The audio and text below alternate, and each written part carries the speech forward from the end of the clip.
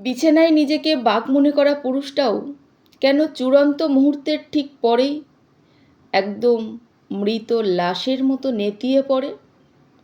যে শরীর কিছুক্ষণ আগেই উত্তেজনায় কাঁপছিল, এক ফোঁটা নির্গত হওয়ার পর কেন মনে হয় শরীরের সব শক্তি কেন কেউ শুষে নিয়েছে?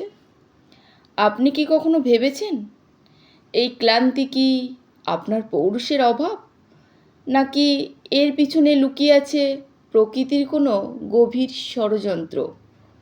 আপনার মনে কি প্রশ্ন জাগে না, যৌন মিলন কি আসলেই শক্তির উৎস, নাকি এটা তিলে তিলে আপনাকে শেষ করে দিচ্ছে? ফরাসিরা চরম তৃপ্তিকে বলেন ছোট মৃত্যু।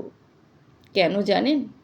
কারণ যৌন মিলনের সময় আপনার মস্তিষ্কে ডোপামিন এবং অক্সিটোসিনের বন্যায় ভিজতে থাকে, কিন্তু ক্লাইম্যাক্সের ঠিক পরেই পুরুষের শরীরে প্রোল্যাক্টিন নামক হরমোনের বিস্ফোরণ ঘটে।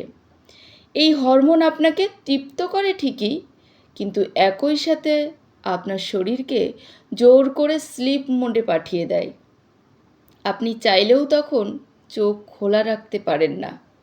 এখন প্রশ্ন হলো, আপনার সঙ্গিনী যখন আপনার আদরের অপেক্ষায়, তখন আপনার এই নাক ডেকে ঘুমানো কি স্বার্থপরতা নয়, নাকি আপনার বায়োলজির কাছে আপনি অসহায় দাস?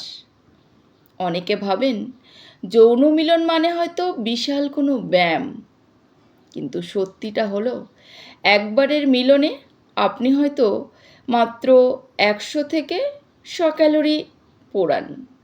তাহলে কেন মনে হয় যে আপনি যুদ্ধ করে এলেন? এর কারণ শারীরিক নয়, মানসিক।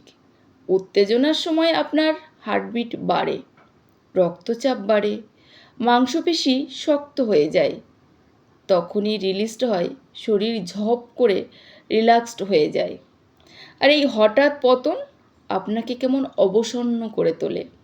ভেবে দেখুন, আপনি কি আসলেই ক্লান্ত, নাকি আপনার মস্তিষ্ক আপনাকে বোকা বানিয়ে বিশ্রাম নিতে বাধ্য করছে, যাতে আপনি দ্বিতীয়বার এখনই আর সক্ষম না হন? প্রকৃতি কি চায় না আপনি বারবার মিলিত হন? সমাজে প্রচলিত আছে বেশি মিলন করলে শরীরের ক্ষয় হয়, হাড়ের মজ্জা শুকিয়ে যায়। সত্যিই কি তাই, নাকি এটি দুর্বলদের কেবল একটি অজুহাত? বিজ্ঞান বলে পরিমিত যৌনতা ইমিউনিটি বাড়ায়, কিন্তু অতিরিক্ত আসক্তি? অনেক মনোবিজ্ঞানী বলেন মিলনের পর পুরুষের দ্রুত ঘুমিয়ে পড়া আসলে এক ধরনের পলায়ন।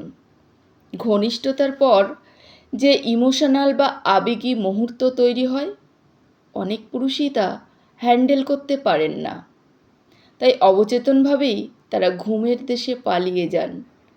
আপনি কি আপনার সঙ্গীর চোখের দিকে তাকিয়ে কথা বলতে ভয় পান?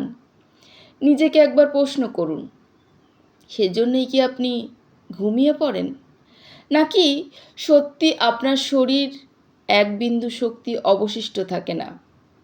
যৌনতা শুধু শরীরের ঘাম ছড়ানো নয়, এটি মস্তিষ্কের এক জটিল রসায়ন।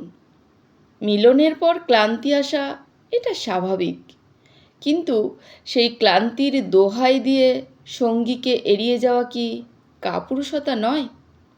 আপনার শরীরে হয়তো হরমোনের দাস, কিন্তু আপনার মন সেটার নিয়ন্ত্রণ কার হাতে?